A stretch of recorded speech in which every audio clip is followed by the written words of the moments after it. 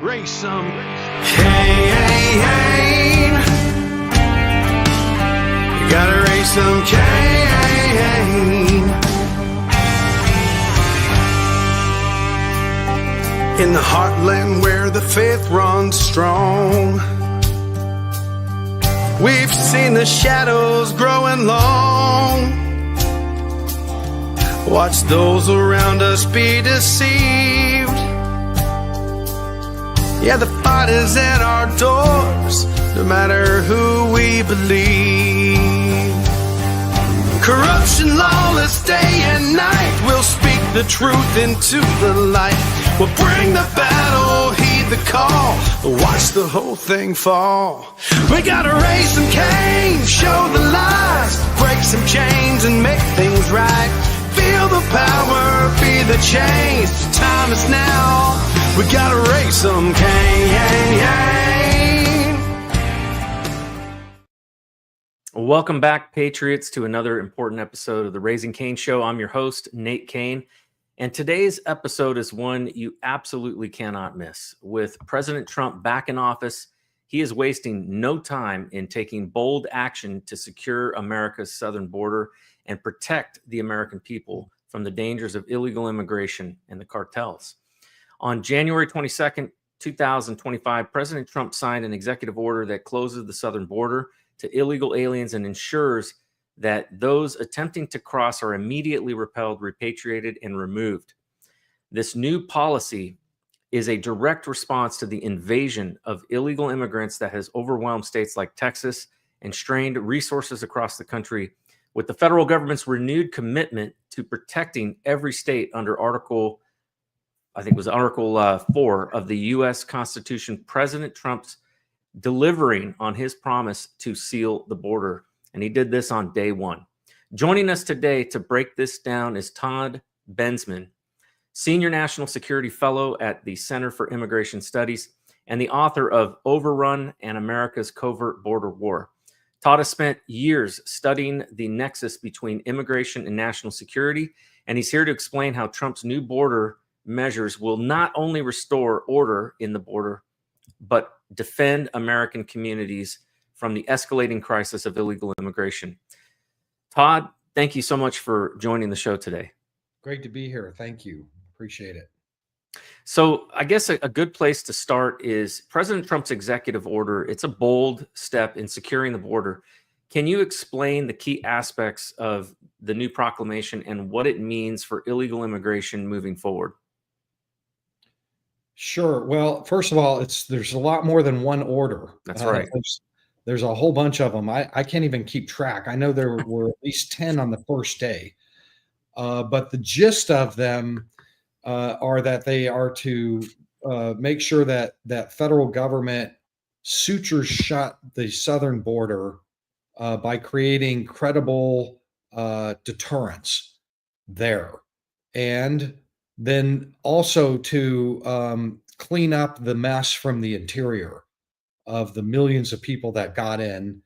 And then, there are a lot of ancillary things around that. So, I guess the best place to start is probably with the border itself, which in December 2023, just to give you a benchmark context, we were seeing somewhere between 10,000 and 14,000 illegal crossings a day, every day.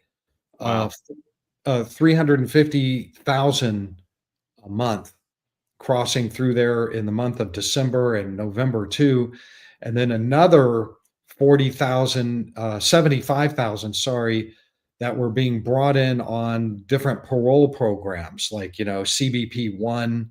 You may have heard about that. Mm-hmm. You don't cross illegally. You schedule an appointment to have the government cross you in. This is crazy. Or fly you in, cross you over the land border or fly. That was 75. So, between all of that is, 400,000 people were coming in, and some of them were being deported, especially for the year of 2024, because they had to keep things somewhat decongested for the campaign season. You can't run a campaign where your opponent's talking about an out of control border where it actually looks out of control from a drone or something, a news drone. So they did do, the Biden administration was doing some deportations by air, et cetera, which, by the way, nobody went crazy about at all. There was no media coverage of it, nothing. And they were sweeping up families and everything. They had the Mexicans rounding them up and forcing them onto buses and trains and airplanes and shipping them to their southern border, whatever it took to kind of clean up the look of things, a little housekeeping down there. But it was still putting lipstick on a pig because they still had these people flying in and being brought in over the land ports. So the numbers were still like out of control high coming into Chicago and Denver and all the rest. You just couldn't see it as well. Now we are at under 600 a day. So from 14,000 a day to about 500 a day border length. The way they got there is multi-pronged. They did the Trump administration declared an invasion was on, which then allowed him to declare a national state of emergency, which then allowed him to get access to personnel, equipment, facilities that would be needed to conduct immediate expulsions of everybody that they caught at the border. So to do that, they invoked things that were already in the law, the Immigration and Nationality Act, namely 212F. You can go look it up. It's a section of the law that allows for the Border Patrol to immediately expel everybody that they laid hands on, or very close to immediately, and not give them the right to claim asylum. It's just, you're gone. That's it. Or if we can't make you gone, if we can't ship you into Mexico immediately, to put you in detention for the day after or 2 or 3 days later. But nobody was being released anymore. So catch and release ended under 212F. The parole programs that I mentioned, where they're flying them over and walking them over, were ended within 1 minute of inauguration. Those things were the very first things to go. People that were in line on Mexico that were like almost through, they just the last ones through, got caught up there. And Washington Post ran big stories and video showing weeping, crying, of course, people at the border, that the ones that the last ones that the door shut in their face. And those between those few things, including the deployment of military, the use of aircraft to fly people to home countries, military aircraft. I think they're somebody help me out. I think they're C-17s or something. They were loading those up and creating more detention space. Nobody was being just freed into the country anymore. The reason for that is because people in Mexico that are waiting to get through see that if they try it and they spend the money, they're going to end up back in Mexico or on one of those planes, excuse me, all the way back to their home countries or to some other third country, and it's not worth the money. And that's why the numbers are so low. There's all kinds of other things that have gone on. Remain in Mexico, the policy is now being prepared and to be put in place. That's just going to further buttress against litigation. They expect litigation on 212F because it's so effective. When the louder they scream and the more litigation they throw, is a sign that the people that are doing that recognize that the program is incredibly effective and has to be stopped at all costs because it just works. One area that I haven't heard very many people talk about, but to me it highlights kind of like a multi-pronged strategy.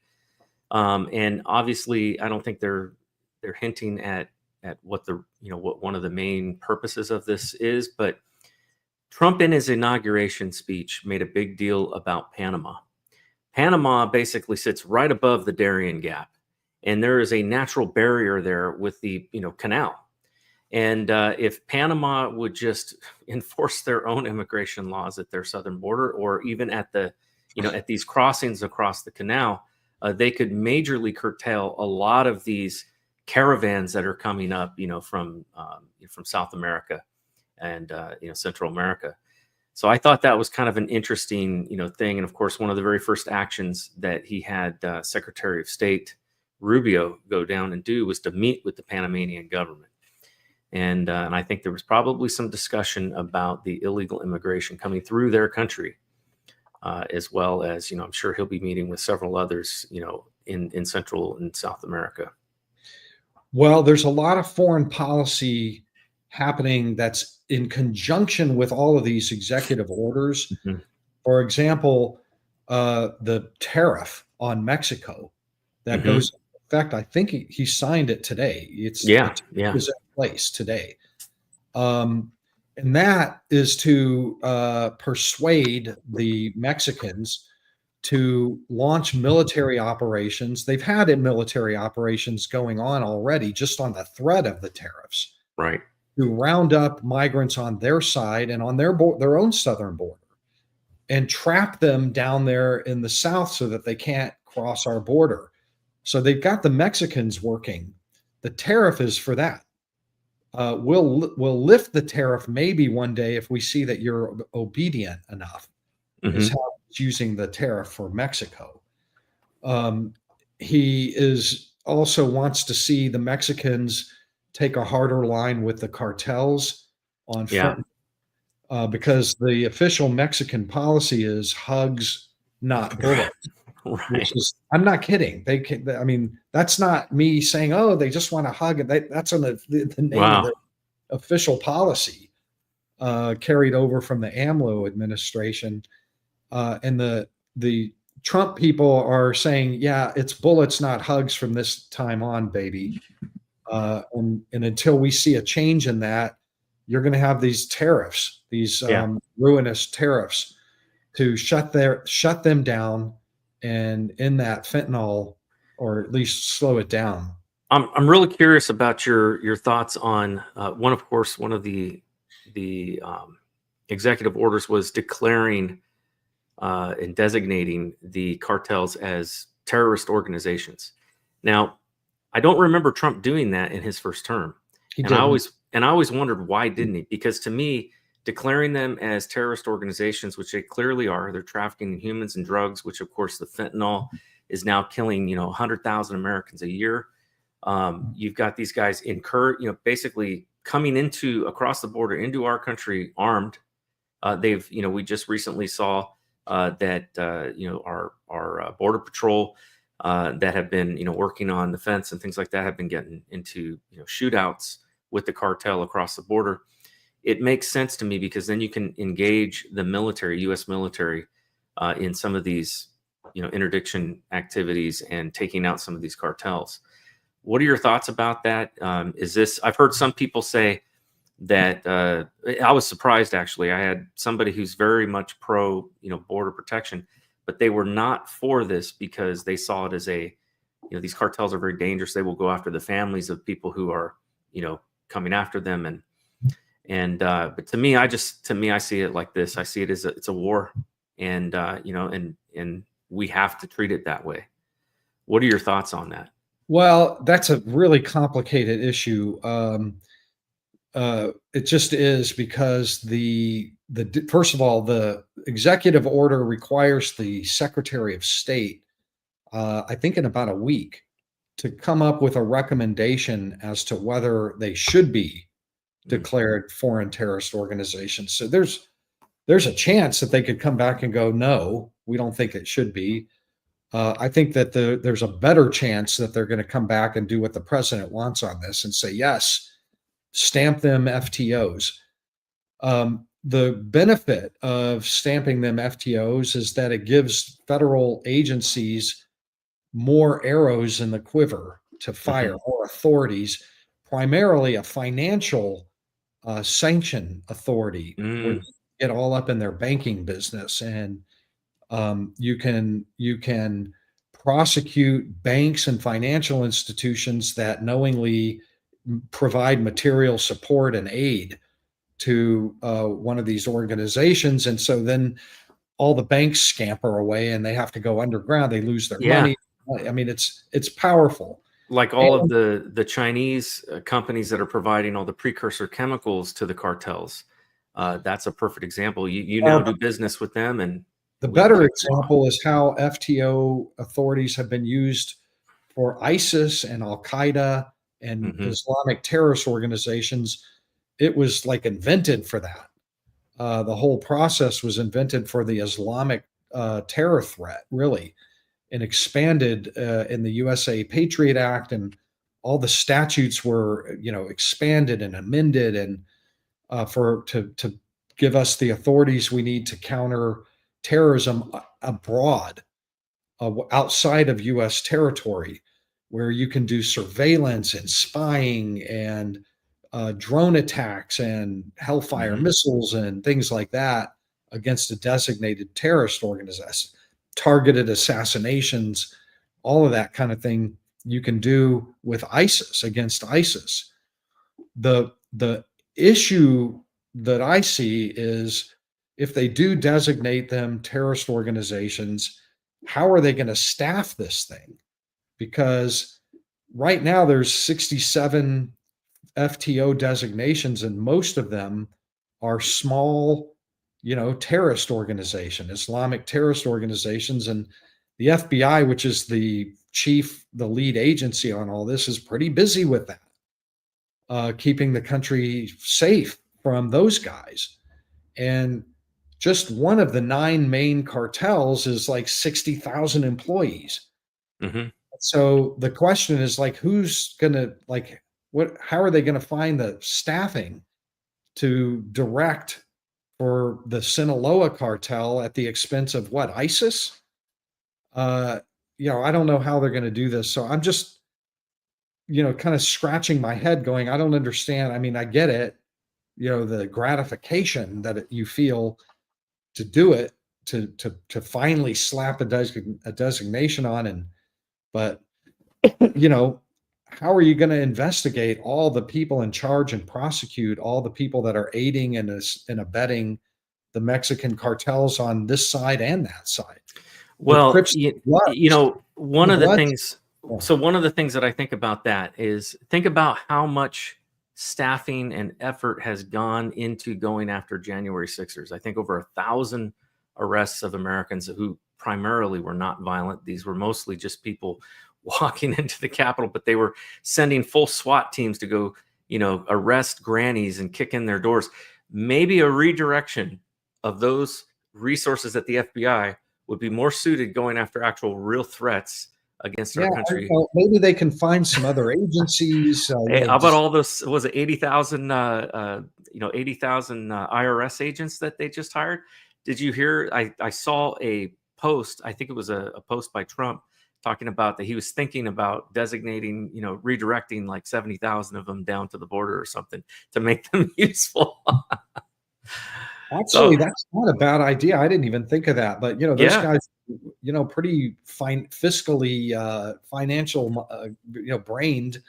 So uh, it's a lot of accounting with all of the money that's involved in their drug trafficking, that yeah. it could be very useful to go after them, But the first thing for to look tax for evasion. is, what's the State Department going to recommend? Yeah, I'm guessing they're going to recommend let's do it, but maybe they won't. Or maybe they'll recommend for just like one or two of them, sure. or they got to scope it somehow. But Yeah, maybe, there are some groups that are far more dangerous than others. Ones that that have better organized um, groups within the United States and networks. I know one of the things that Trump has done is he's called for the expansion of Guantanamo, and for basically housing the most heinous, violent, criminals of these gangs. And I know in one of the things in particular that is an issue is you've got gangs like Tren de Aragua, a Venezuelan gang, where Venezuela will not accept any repatriation of any of these criminals back to their country. Not as of today, actually. Really? Yeah, I I must mean, have missed I'm that. telling you, things are moving so fast Yeah. and on so many fronts, you can't even keep up with them. You can't, I can't. How did But they get that concession? Was that part of according Rick Cornell's deal, and where he to got these down guys there, out of there? they sent an envoy. They cut a deal with Maduro to Maybe we're take. going to buy their oil or something. Yeah, yeah. It'll be, it's going to be, we'll give you some good stuff. We'll, you know, uh, cut back on some of the sanctions and whatever. Just take your people back. Yeah. And they did. They agreed. So Wow. there's 600. There's probably 1 million Venezuelans illegally here in the country, or who came in illegally initially and are in different phases of trying to get their immigration status cleared up. But there's a whole lot of Venezuelans that Mhm. can now be deported straight back to Venezuela, and that is huge. That's Yeah. huge. Wow, I had not heard that, so I'm really glad to hear that, because I think that's one of the issues is that you've got these countries that at least previously before were not willing to take them, and now, and so I thought, well, maybe Well, that's one of the reasons they wanted Guantanamo. Was I know they don't like the idea of housing them in our general population prisons, because like MS-13, what they've seen is they've built these massive criminal networks through the prison systems, and it's basically been a breeding ground for more of them. yeah, they're going to get them out of the country as soon as possible. They'll Mhm. fly them out, or they'll put them in detention. Maybe at Guantanamo. Part of the Guantanamo thing is interesting because in order to deport and expel at the border or deport by air or any other way, you have to have facilities to put them in after you catch them. You Mhm. don't just drive them directly to an airport and put them on a waiting plane. You have to have them sitting somewhere processing and then bring a plane up and load it. It takes a little bit of time. And they don't even have the aircraft, and they didn't have the beds because the Biden administration has systematically contracted the bed space, the Yeah. detention space on purpose so that they can say to the public, well, we just didn't have the bed space. We have to release them. Yeah. And they're the ones that got rid of it so that they could Well, say we don't have the bed space, and everybody bought it. well, So Catherine Herridge has in the last week was reporting from Guantanamo, and she made a very interesting comment. She said, for a place that they are supposed to be shutting down, they're doing an awful lot of construction here, including of new courthouses. And so she pointed that out. And it was interesting that she mentioned that they have basically gotten rid of all the post 9/11, Afghani terrorists and whatnot that they had collected down there. They had, I think, 10 left, and they were negotiating with Oman to take them. And they were also using, some to trade. I think they traded one guy to get some Americans out of Afghanistan. And so there's interesting things. So they've moved out. It's like they've closed that chapter, in American history of all of these, foreign Islamic terrorists out of Guantanamo, and they're preparing it for a new chapter. So, which I think is going to be. they just increased the U.S. bed space by Mhm. 90% with a sweep of a wand. Yeah. And that's huge because, you can be overwhelmed very easily, and all your available, they have about 40,000 beds right now. And Tom Homan wants 100,000 at the least. And now they've got 75,000. They can't be overwhelmed now with that. And Mhm. that's the point of it. It's not even to use the bed space. It's to just simply have it in reserve. Like you have an army that's not at war. It's just good to have an army for the day. Mhm. Can you explain to me what is the difference between Tom Homan's job now as the borders are, and his job before as the head of ICE? What is the differences, and how is this working out, and is it better? Are there advantages? How has he been doing so far? Part of the problem is that the Department of Homeland Security, which is the overarching government agency created after 9/11, houses all of the border agencies, the U.S. Border Patrol, U.S. Customs and Border Protection, ICE, Secret Service. All these different agencies are all under one roof, and then you got one head of it. TSA, really, agencies that intelligence agencies, DHS, INA. It's just too many to list here, but the point is that one leader can't possibly be expected to focus on a job as big as fixing the border and reversing the damage. So they realized they needed a sub office that specialized in this mission set alone. And that's the border czar. And his job is mainly going to be sew up the border. They'll borrow authorities, or it'll be inferential authority carved out. They're carve out authorities from DHS. So he should have some influence over where to put Border Patrol and how to order them around, how to order up ICE agents and operations, and round people up, and where to put them and how to deport them. So he's doing deportations from the interior, expulsions at the border, and managing that part of the DHS wheelhouse.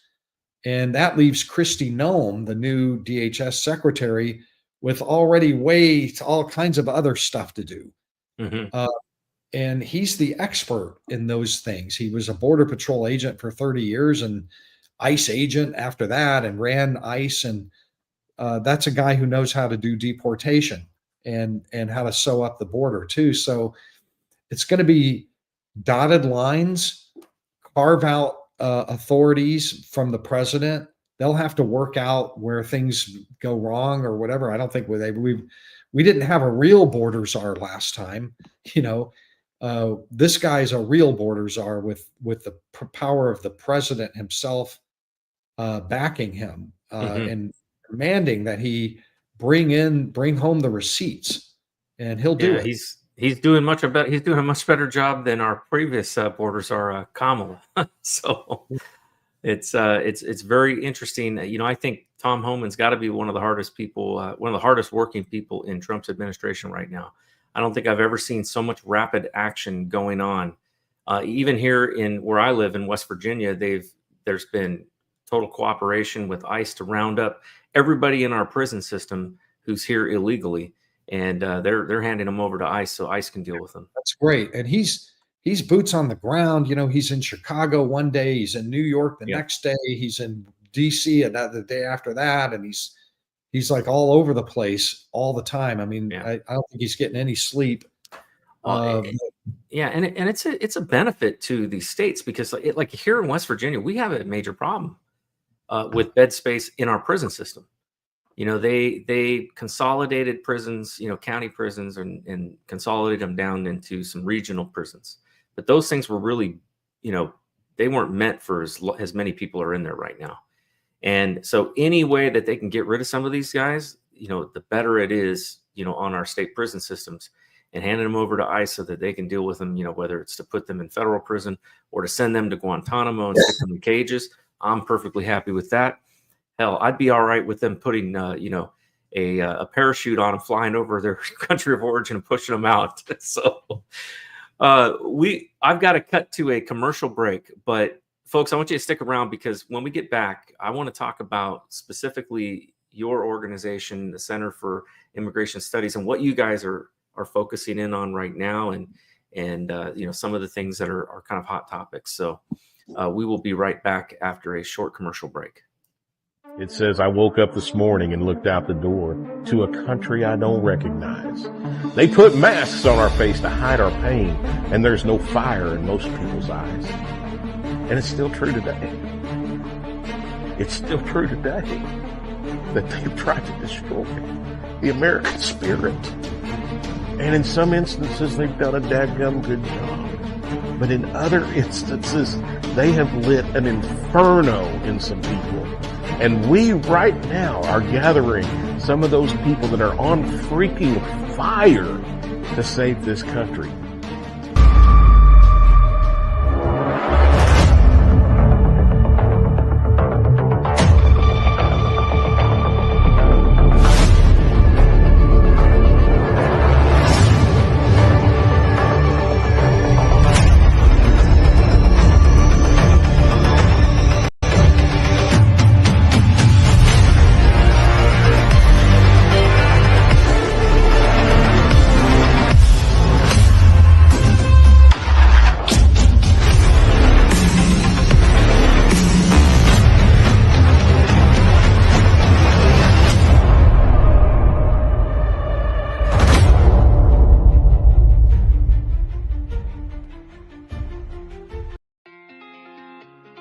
Increasing expenses have caused us all a lot of pressure these days, and it's affecting even the wealthiest of people. Most have lost their sense of security, stability, and even hope for a strong financial future. The game plan of everyone in your cell phone has likely been disrupted or even hardcore stopped, and most are looking for a creative solution to regain financial momentum. Oftentimes, life's best solutions are the simplest. But first, a question. What is something most people think they should own but don't? Crypto, fine art, real estate? Nope. We are talking about real money. The kind kings and queens fought for and large institutions today buy in mass. We're talking about gold and silver, assets that provide confidence in tough financial situations. So the question is, do you own any? If you don't, you're not alone. Most people aren't maximizing the power of precious metals because it's just been too complicated. And even though they see advertisements about gold and silver daily, they don't really know who to trust. That is, until now. The bottom line is that buying gold and silver doesn't have to be complicated or scary. There's a simple, better way to accumulate assets and create financial peace, headache-free. And this very minute, a new community of average people are seeing above average results to the tune of tens of millions in assets over the last few years. This system is tested, it's simple, and it's not an experiment.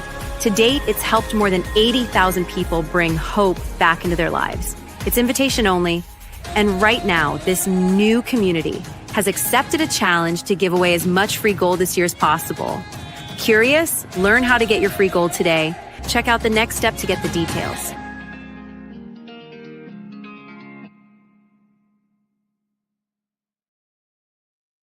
Welcome back to the Raising Cain Show.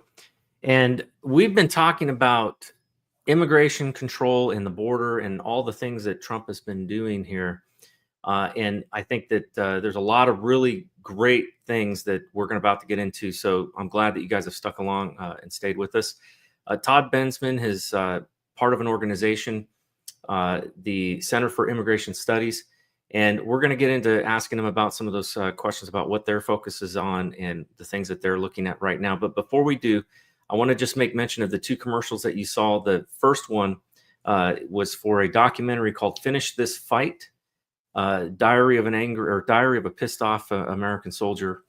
That documentary, a friend of mine, Glenn Baker, he's a country singer, he put this documentary together, and he actually asked me to be in it as well. And there's several other really great people in this documentary, but it gets into some real challenges that our country is seeing right now with the justice system. I tell my story as an FBI whistleblower and the retaliation that happened against me. He tells his story about being incarcerated and put in prison without any access to a lawyer, without being read his rights, wrongfully, by the way, imprisoned. He was not even the one that they were looking for. And eventually he got out, but it was after, I think, 70-something days. And by then he had contracted an infection that got into his eye. He lost his cornea, and he lost his business. He lost his home. And it's just unbelievable how many of these types of things happen in this country. And he does a really good job of actually, I think, adding humor to the situation. So it doesn't leave you feeling, just pissed off without any kind of outlet. But the great thing about it is 50% of the proceeds of that documentary are going to go to help put a veteran in an exoskeleton who's lost his ability to walk. And so we will help somebody out of that, and you get to help and participate in that. It's about $10.99 to rent that video, but I would encourage people to check it out. You can get to it by going to finishthisfight.us/Cain. It's scrolling along the bottom there. And so if you forget, and you can just look at the bottom of the screen, you'll see it scrolling across. The other commercial was for a gold and silver company that has, I think, a great program. It's really geared towards and niched for the average person. It's not designed for, the real sophisticated buyer, but, for the average person that just wants to get into it, wants to buy a little bit of gold and silver, and maybe even do it on a small amount every month, kind of a basis where you can get bullion, or you can get, what I like to do is I like to get the special edition coins and things like that are limited edition minted. And they're beautiful. You can, display them, but they also have real value. And so that's what I do. And I enjoy that, this program with the company. If you want to find out more about it, you can find out at 7kmetals.com/Raising Cain. All right, now let's get back into what we were talking about before we went on break. I wanted to get into talking about the Center for Immigration and Studies. Thank you. Immigration Studies. Tell me, what is it exactly that your organization does? And, tell me about the kind of things that you guys must be very busy right now. So extremely, we can't even keep up.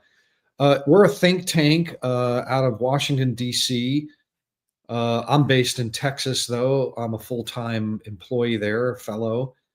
And we specialize in all things immigration, the Center for Immigration Studies. Our motto is to reflects that, we are in favor of immigrants, but fewer numbers of them, to give you an idea. And most of what we do is we're nonpartisan public policy think tank. We write reports, we research policy topics, and we publish a lot, and we speak a lot and communicate, provide information to lawmakers and the general public. Mm-hmm. What obviously you guys have been doing this for a while. How long have you been around? Since the early 1980s. So, a good 30, 40 years. And have you seen some of your published studies and some of the recommendations that you guys have come up with being enacted here in the Trump administration? Yes. Lots of,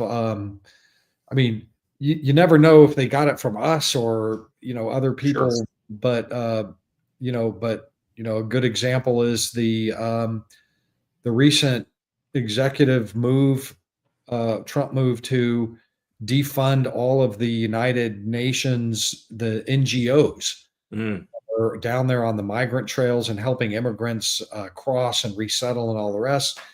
They all got defunded recently. And a lot of that is due to my reporting over the last 4 years about those NGOs.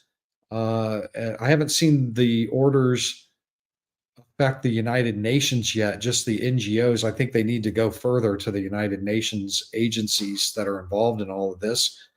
But that's just one example of a great many ideas and policy issues that we've really expanded on to that are becoming policy now.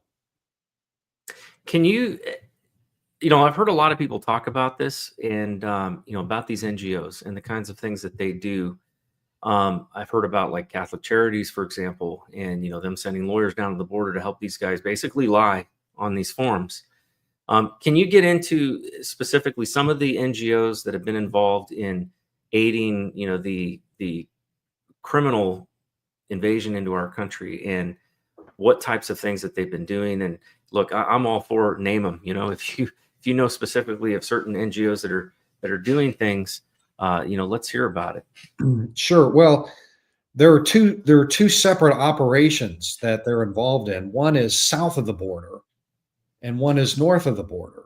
So the south of the border one is all the movement, aiding and assisting and greasing the skids, providing money, food, transportation, lodging, medical, legal advice at way stations from deep South America all the way to northern Mexico and the border. And those efforts down there are led by the United Nations, the UNHCR and the IOM in particular. Those are the kind of the mama and the papa bears of everything. And they've got 230 NGOs organized for the last 4 or 5 years to hasten and facilitate and ease the forward movement of millions and millions of people to our border using primarily U.S. taxpayer money. Billions of dollars, at least $6 billion since 2020. We're funding our own demise, in other words. We're funding this, completely funding this. Wow. The United Nations agencies, and that's happening south of the border. And then the north of the border, and there's 230 of them. And those are a mixture of international aid organizations, the Red Cross, Doctors Without Borders, Caritas, HIAS, lots of Catholic groups, lots of Lutheran groups, lots of Adventist groups. All the major religions are represented down there, and they're all just absolutely bloated with profit from this particular mass migration crisis. Hundreds and hundreds of millions of dollars, untold amounts of money going through them. They take their cut. They all take their cut and then give some to the immigrants. Then on the northern side is, when the migrants reach the border and cross, somebody's got to move them into the interior, get them apartments, get them shelter, pots and pans, into schools, into medical treatment, on the welfare rolls. And so nobody knows how many there are, because it's all been suppressed and hidden from public view. Almost everything about what's happening on the northern, but on the north of the border, but some of them are notorious or famous. Catholic Charities, you named one, as one of the biggest ones. I think probably billions of dollars they've taken in 3 or 4 years. Same with Catholic Relief Services. They're not all religious organizations, and a lot of them were just created for this crisis that we don't even know the names of them. They just come up, hey, we need a bunch of buses. Somebody come up with a bus company, and now you got a bus company that's all of a sudden it's organized and they're getting lots of money. So we don't even know what happened there to this day. But the Trump administration moved to shut it all off. And you're hearing a lot of squealing going on right now over that. But, I think it's within, and there'll be litigation over that as well. So there are just too many hundreds and hundreds of organizations to list here. But if you go to my reporting, CIS.org, toddbensman.com, or Todd Bensman is my name, you'll find my reporting. I've been reporting on all of this all alone, just me, for years. I've been the only one writing about this and bringing attention to it for since 2021, and in more the last year or two, some other conservative reporters have kind of glommed on, and they've caught up, and they've also done good work to bring attention to what the NGOs and the United Nations have been working on all this time. Yeah. So go there, and you can find in my most recent piece, was just a couple weeks ago, about the $1.4 billion budget that they've got down there for 2025 alone, the Trump years. And there's a link to a list and where you can find the list of all 230 NGOs, and you can go through it and find your local one or your favorite, your religion or whatever. They're all represented. You'll find your religion is completely neck deep in all of this, making lots of money, all of them. Yeah, that, this is I found it particularly troubling and despicable what happened in New York, where you had veterans who have served our country, who many of them developed mental illness and developed drug addiction or alcohol addiction while they were in the military. And many of these guys homeless, they were put into these hotels in New York, and they were housing them there, and they kicked them out to make room for illegal aliens who have never done a damn thing for this country. It just, oh man, you talk about something that pisses me off. It just boils my blood. That's just one victim of that. We have U.S. citizen homeless people. Yep. That didn't get any of that. Totally ignored. Yep. Totally ignored. And you had the Black communities. Yeah, that's right. That's right. That were just outraged to see hundreds of millions of dollars. Yeah. They only ever wanted a tiny fraction of it for investment in their communities or some housing subsidies for the poorest of the Black communities and whatever. And all of it just went to these illegal immigrants. And that's why the Democrats lost this election. That was so widespread across. Even Hispanics.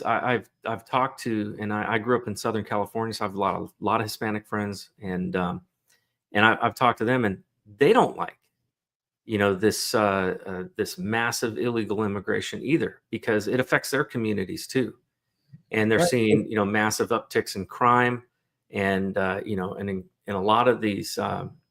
A lot of these people have successfully started businesses that or have been here for a long time, but they're seeing just their communities are being flooded, and and now they're having to deal with these criminal cartels.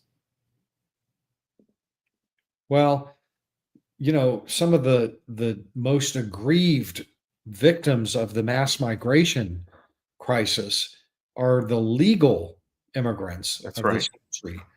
The ones that did it right, that took their number in line and waited patiently and hired lawyers and paid the fees and went through the process and got it the legit way.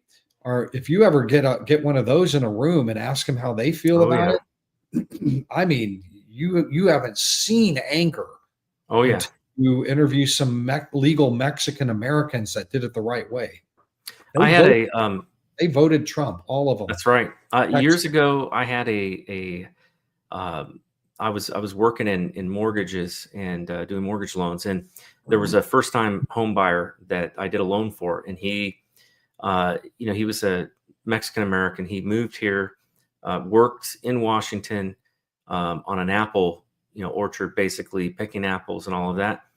I think he spent like 3 years doing this till he was able to get his, he got his green card, because he came on a guest worker program at first, but then he was able to, he got like into like a, became like the foreman or whatever. And so he got a green card and was able to stay, but his wife had to stay in Mexico. And it took 3 years for him to be able to get his wife here legally.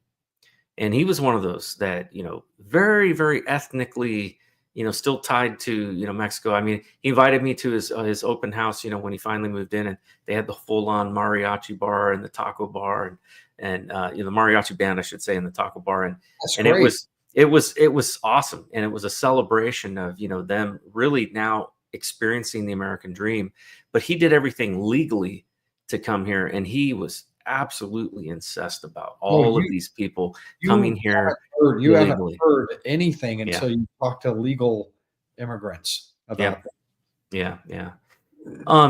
Tell me about you've written a book, The Overrun of America's Covert Border right War, back there on the wall. It's called Overrun, the how Joe Biden unleashed the greatest mass migration crisis in U.S. history, which it most assuredly was. Okay. And then you also had, so it's another book, right? America's Covert Border War as well. America's Covert Border War. Yeah, that's about the threat of jihadist infiltration over the Oh, southern. wow, yeah. That's literally, I wrote the book on that. So both of these books, I'm assuming they're available on Amazon. Yes. Okay, and Yep. it's Anywhere that books are sold. so speaking of which, let's talk about that for a minute. I've worked for the Department of Defense and also for FBI, NSA, DEI. I mean, not DEI, DEA. Sorry, so much talk about that lately. DEA, as well as some other agencies as well. And I've had a long career, working, both for the Defense Department and for the intelligence community. And so I've been apprised of things that most Americans have no idea about. And oftentimes there are things that I can't talk about. But you, on the other hand, it sounds like you may have talked about some of these things in your book, because you're not restricted to some of the things that I am.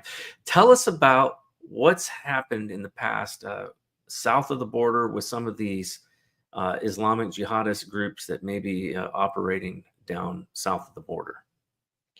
Sure. Well, the national security enterprise has a name for people that cross the border who are from Muslim majority countries. They're called special interest aliens. Mm-hmm. And they're basically tagged that SIA for secondary inspection. You're not supposed to let any of them through or process anybody until the FBI gets down there face to face with them, interviewing them and going through their pocket trash and phones and everything like that to try to get a sense of like, who are you? Are you a terrorist? And if they're not, then fine, they go through whatever processing is happening at the time. But usually we have maybe 3,000 or 4,000 a year of those cross the border. And it's not too terribly, even then they couldn't interview them all. These protocols, that's what my book is about. It's that we have these counterterrorism programs at the southern border for years, since 2004. What I just described there, and much more besides. I mean, I wrote a whole book about those programs and what they do. That book came out in 2021, just as this thing was ramping up, so the border crisis that followed in 2021, we've seen, 150,000 special interest aliens come in. People came in from all over the world. There's no Muslim country anywhere in the world that didn't have thousands and thousands of their citizens cross in over our border and be released immediately. So I know for a fact that there is no possible way that they could have applied any of these programs to the special interest aliens coming through. Nevertheless, they were still able to notice about 400 who were on the FBI watch list, terrorism watch list, that they did catch and were able to tangle up and deport, or but at least 100 more were accidentally released into the interior. Wow. They had to go run them down before they blew something up, right? How many, in your estimation, just in the since in the Biden administration, how many SIAs do you think have made it into our country? Well, we don't publish SIA information, but it gets leaked. So there have been some pretty big leaks about SIA information. And one of them had 100,000 just in 2023 special interest aliens. And another one had 75,000 in 2022, I believe. I'm just going by memory here, but the Daily Caller, if you go look special interest aliens and Daily Caller, you'll find those reports. Okay. Jenny Taylor of the New York Post now, and some other people did some great work on that, but way too many for anybody to have been able to vet the way that we normally do. And those are ones that I would assume are at the highest risk of, being here with malintent. Yeah, they're not terrorists. That doesn't mean that they're terrorists. Right. It's just by virtue of being from a country that From has a lot of adversarial countries. Yeah. right. You want to secondary inspect them. You want to go through, put them through some paces, right? So, of course, it was inevitable that there would be a terror attack from the border, and finally there was. The first one happened in October. A Mauritanian. We had about 20,000 Mauritanians cross in, and one of them went on up to Chicago and conducted a jihadist Allah Akbar screaming firearms attack on an Orthodox Jewish neighborhood. He was going to massacre Jews in their synagogue, but couldn't resist on the way. He found a Jewish guy walking and shot him in the back. Then the cops came, and then there was this furious gun battle all through this neighborhood for 3 or 4 minutes until the cops finally shot him down. And they found on his phone all the jihadi stuff and on his and they charged him with terrorism. He survived. There was a terrorism charge laid on him. The first border crosser charged with terrorism who drew blood. I went to Chicago in late December for a week reporting on this because it got virtually no media coverage, this thing, and came away with a 3-part series that I published in January that you can go look at toddbensman.com or cis.org under my name. You'll find all 3 of those pieces about what happened and how he got in and what we know about the shooter. I got the first interview ever done with the victim. I work for a think tank, man. I'm not media. You would have thought that, somebody would have interviewed all these people, but nobody ever tried. They just blew this thing off. And this is a very significant case because it's no longer hypothetical that somebody would come over the border, a special interest alien. Mauritanians are special interest aliens. So anyway, the reason I went there was because the guy ended up hanging himself in the Cook County jail. So we all got robbed of a trial about this where we could learn a lot more. I have FOIA requests in all over the place, all the agencies, CBP, Border Patrol, FBI, you name it, to find out like how did that happen? We still don't know. So anyway, the point is I suspect that given the number of those people still in the country, that we are not out of the woods yet, having more of these kind of things happen. That particular one was pissed off about the Israel-Gaza war. How do we know that? Because his cell phone was filled with that. And he came to the massacre wearing a green worker's vest, which you see commonly among all the pro-Hamas demonstrators all over the world. At all the demonstrators, we're all wearing these green. Sometimes they're orange, but usually they're green. It's the green color.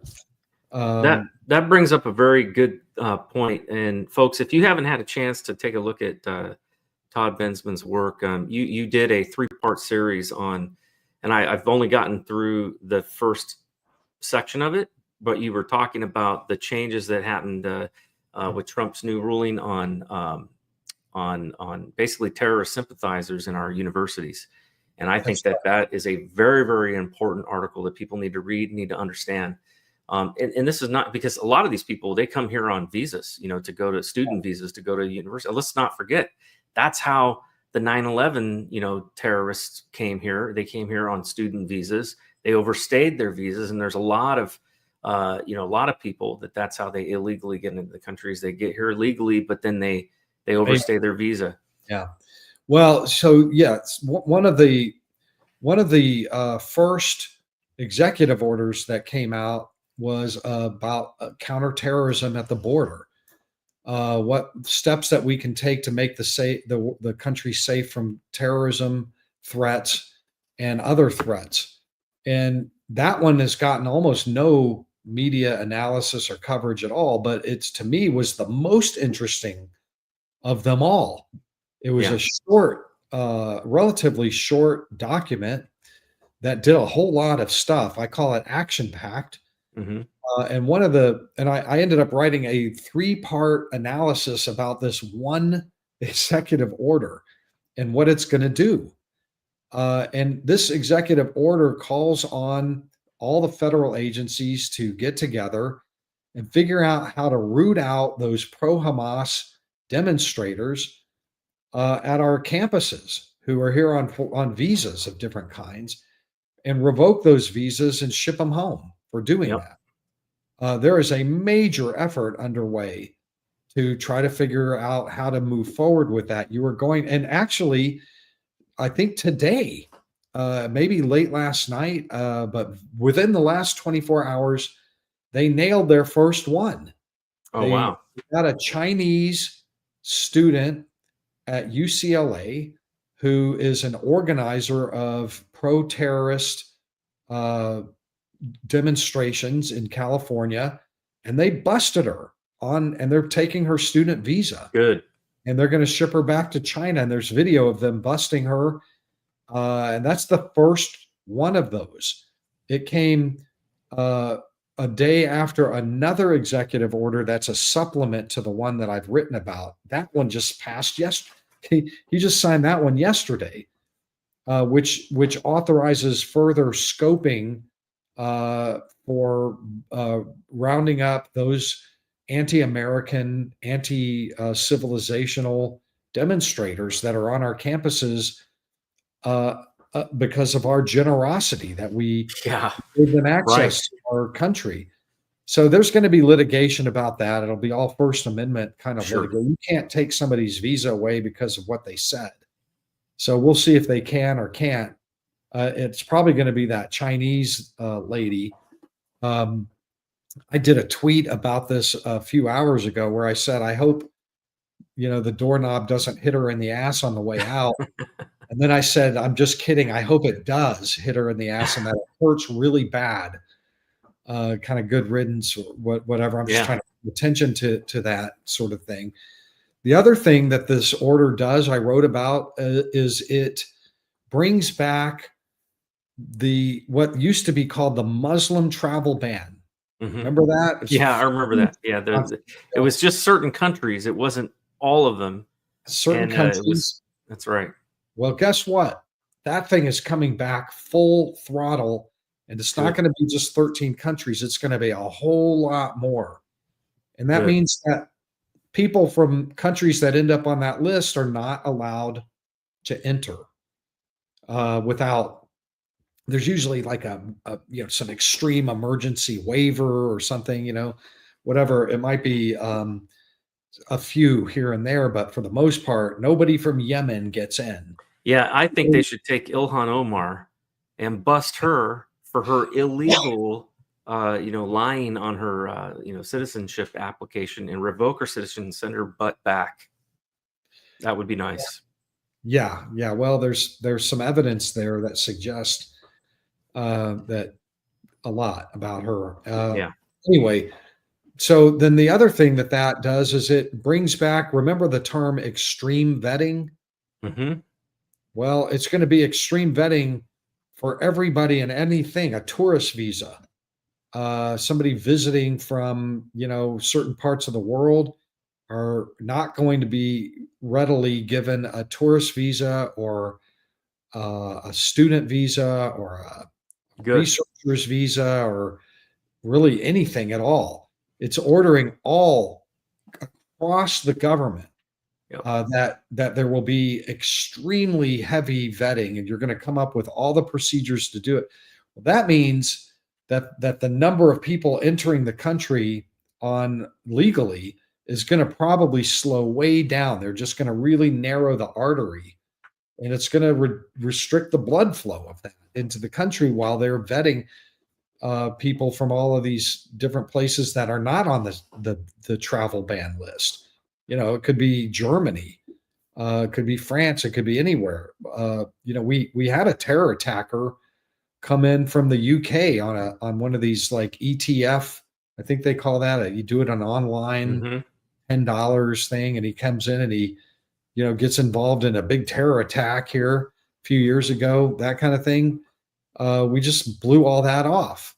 People they just are pouring in. And Chinese, you can imagine that China could end up on the travel ban list because of all the spies they send in. Well, every single Chinese citizen is required by law to spy for the Chinese Communist Party and provide intel, with any businesses that they're working with. I mean, this is known, and I think because of it, we absolutely need to lock this down. The really new thing about it is that the order requires that it back vets people that the Biden administration let in, and that would be the 80,000 Chinese that came in over the southern border who never got vetted. So we're gonna have to go back. I don't know how they're going to personnel. There are thousands of Chinese nationals that are here on HB1 visas working for companies like Google, Oracle, Microsoft. Think about that. Where do you find Microsoft, Google, and Oracle, and you got Amazon, web services, you got Oracle web service. I mean, you got all of this. Microsoft Azure, the government, all of our government buildings have those systems in them and are using those web services. And how do we know that these people are being properly vetted and not introducing backdoors into, be able to, conduct a cyber warfare attack? The new administration is very ambitious about wanting to back vet people that didn't get vetted on their way in, and in one way or another in just the last 4 years. That's a really tall and broad order. Yeah. I like the terrorism designation. I'm very curious to see how they're going to staff this thing that they're talking about. I mean, they practically don't have enough people to vet the new applicants coming in, let alone the people that have crossed the border and everything. But yeah. Well, again, if they just redirect resources, like take CISA, for example, the Cybersecurity Infrastructure Security Agency, their mission was really to protect national critical infrastructure. But what they have focused on in the last 4 years is misinformation and disinformation campaigns, which basically means censorship of conservatives. That has been their mission. They've completely ignored the real threats to our national critical infrastructure. And so I'm hopeful that redirecting these agencies' efforts, and they're going to have to fire a lot of people, but there's a lot of people that just do what they're told, and those people can just be redirected. But they're going to need new leadership, and they're going to need people in there. They're going to be able to focus on going after, protecting our national critical infrastructure, including, anything that is supply chain and stuff like that we use in our government. So, well, we're just about out of time, Todd. And I always like to ask my guests if there's one thing that you want people to take away from this conversation, what would be, the thing that you think is most important for people to know and maybe to act on? Right. I would have to say that would be what I call injustice porn, which is a kind of a term of in art that I came up with to describe media coverage that you are about to be awash in for the next year, 2 years, 3 years, 4 years. Kids in cages. Propaganda, Border Patrol guys whipping Haitians, all turns out to be completely fraudulent. Abuse, government is abusing us claims that are always false, almost always false anyway, and weeping women and children. And the reason that you're going to see so much of this, you're already seeing it. You don't have to look far at all, crying, weeping, little children, like cute children, is because the American public supports this deportation program in a massive way. 80% support it. And so if you're on the other side of this, the only way that you're going to, maintain protections on illegal immigration, and why they want to do that is a whole other show. Mm-hmm. What they do is to erode that public support little by little by little. And I would say, don't let it happen. It's going to be your local TV. It's going to be your local newspaper. It's going to be the big newspapers that are going to come out with allegations that have no foundation and evidence. They're not even offering evidence. Claims about, I can't go to my home country because, I got persecuted and everything, but nobody checks. It's impossible to check whether what they're saying is true. And they all need to be fact checked and demanded that they be fact checked and called into question unless they can show evidence right now. And that's the best way to kind of combat injustice porn. But you're going to be awash. The country is already awash in it, and they're still on just the criminal aliens. Wait till they get to the regular families and whatnot, which they are going to do. Absolutely. They have to. This is not. They have to. Yeah. I published an article about, what I saw as kind of the way that this needed to go down. And it looks like they're doing exactly that, which is you start with the low hanging fruit. You go after the criminal aliens, the guys that are actually out there raping and killing and, selling drugs, and you get them the hell out of this country first.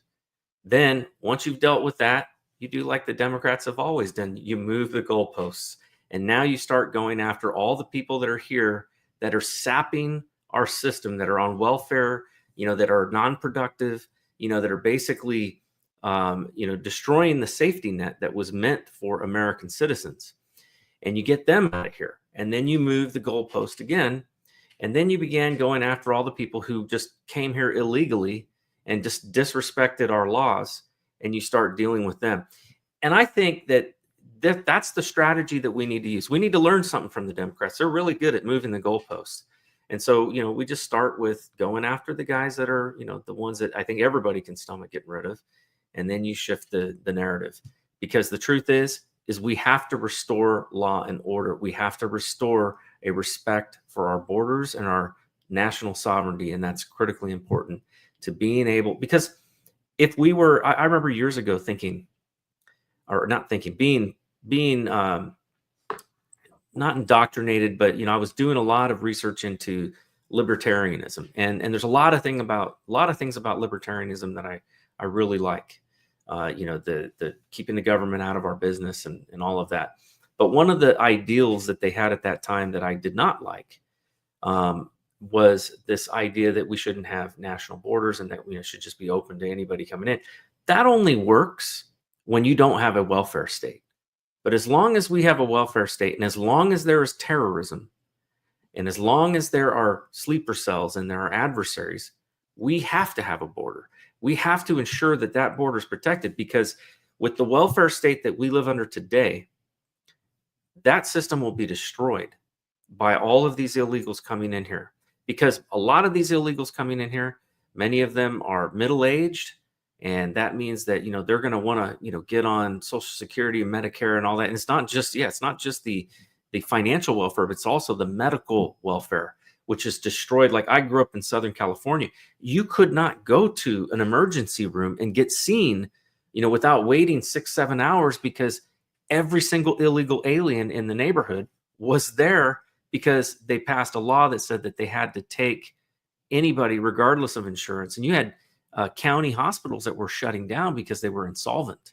So it affects our schools. My kids were in school in Moreno Valley, California, and they, all of the tax dollars that we were paying, for the school system, and they weren't even, they were spending more money on English as a second language than they were on, just your basic English, classes.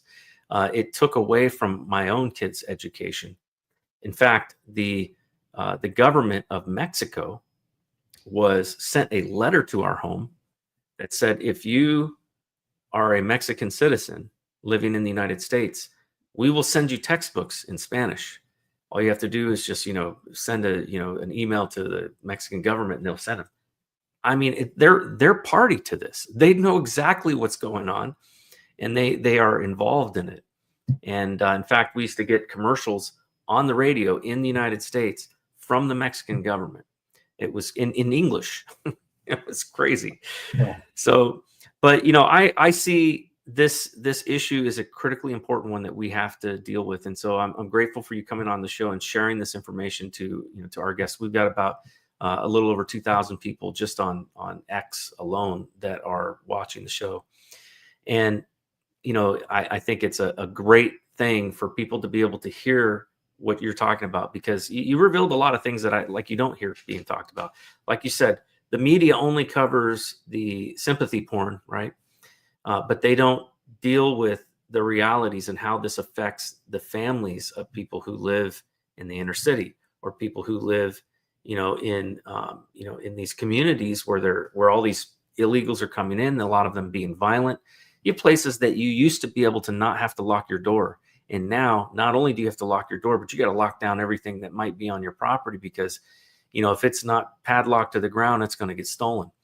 But just as an aside about the media there, it's true that, the legacy media doesn't cover, or, they just won't cover the negative consequences of mass illegal immigration, but they don't matter anymore. Yeah. The Trump won this election primarily on this issue. Right. And the reason is because people could see it all around them. Yeah. They saw it on their neighborhood Facebook pages, and at the Home Depot, and everywhere at the stoplight with all the Venezuelan window washers coming up to them and that sort of thing. And their friend's friend got raped or mugged and whatever, and their burglary crews running through that are all from Honduras, that kind of thing. And you couldn't hide it anymore. Yeah, you didn't really need the media. I'm just saying that once the pipeline backed up and burst, it was visible to everybody in America. You couldn't lie it, and you couldn't suppress it. And they lost the White House over it, completely lost it over this issue. Well, when they should have been recognizing the sentiment of the average American, instead they doubled down, because I think part of it was that they saw that they were losing their base, and they needed a new constituent that would, illegally vote in elections and things like that, especially if they could do a mass, immunity for them all, and, give them American citizenship. So hopefully, Trump has curtailed that, for the long-term, future, because they're going to continue to try this. But, he seems to, be taking some very strong actions on this particular issue. So, Todd, thank you again. And I always recognize that we have to do our part, but we also need help from God. We need help from on high. Our founders understood that concept of providence. So I'd like to just close with a prayer. Heavenly Father, Lord, I thank you for Todd and the great work that he's doing in his organization. I pray that you would continue to help them to bring to light these important details and important policies that our members of Congress need to be looking at, so that they know what laws need to be passed in this country. And I also pray, Lord, thank you for Trump and his restoration of the rule of law in the already many existing laws that exist that have not been being followed. And I pray, God, that you would just empower Trump and Tom Homan and our Border Patrol and our law enforcement to be able to reverse the damage that has been done to our nation through this massive illegal invasion by criminal elements. And we just pray, God, that you would help people to see through the propaganda, which is most certainly coming, and help our nation to remain united on this issue, as it is of great importance to the future of our country. We ask all these things in Jesus' name. Amen. Well, Todd, again, thank you. Where can people follow you? And are you on social media? Yeah, I'm on X. I mean, anybody who's watching can go follow me, Bensman Todd, Bensman Todd, at Bensman Todd. I'm also on Getter and Truth Social. if you go to my my private webpage, toddbensman.com, I've got a newsletter that you can sign up for. Every time I write something, I'll send it out. It doesn't cost anything. It's just a way to keep track of my writings when they come out. I've been very prolific these days just because of all the stuff that's going on. The 3-part series on Chicago, a 3-part series on this, and I got a piece up in the New York Post today, and it just keeps going like that because there's so much to write about. But normally I'm not clogging up your email inbox. And even if I am, you can just unsubscribe, but go ahead and try out my newsletter. Will do. And again, where can people find out more information from the Center for Immigration Studies? That's right. The Center for Immigration Studies, CIS.org. It's a great little think tank. It punches way beyond its size. The thing that I would recommend people support it, because that place has sent me all over the world down there with the migrants. All my reporting for the last 4 years, they paid for that for my translators and hotel and all that kind of stuff. So there's donations you can make right there. It's all tax deductible on their site, CIS.org. They've never said no to me when I said, I want to go to the Darien Gap. Okay. Whatever. Yeah. And by the way, folks, their reports are absolutely fabulous. You can go in there and find information on it. I've used their reports and have cited them in some of the articles that I've written in my Substack, because, whenever I write something, obviously I want to be able to, to cite, where I'm getting my information from. I'm not an expert in a lot of these things, so I've got to rely on the expertise of others. And it's always something that you can do. And I've always been able to get really good information from the Center for Immigration Studies. So I want to thank you, Todd, again for being on the show. Folks, you can follow me at Nate Cain for WV on all social media. I'm on X, Getter, True Social, Facebook, and Gab. I'm also you guys can also find this show as well as all the other shows that I'm doing, talk radio, as well as my Substack. You can go to theraisingcainshow.com and you can find it all there. But I want to thank you all for joining, that are listening or that are watching tonight. And, remember to stay vigilant and stay engaged, and don't let the sympathy porn, get to you. When you see that, the injustice porn. Injustice porn. I just wrote a whole column called Injustice Porn. Watch out. Injustice porn. Yeah, don't let that get to you. Learn how to recognize it and how to call it out, and you'll be much better informed in when you're being, having all of this onslaught of stuff coming at you. God bless you, and God bless this country. Have a good night. Thank you. Raise some Cain. You gotta raise some Cain. In the heartland where the faith runs strong, we've seen the shadows growing long. Watch those around us be deceived. Yeah, the fight is at our doors, no matter who we believe. Corruption, lawless day and night, we'll speak the truth into the light.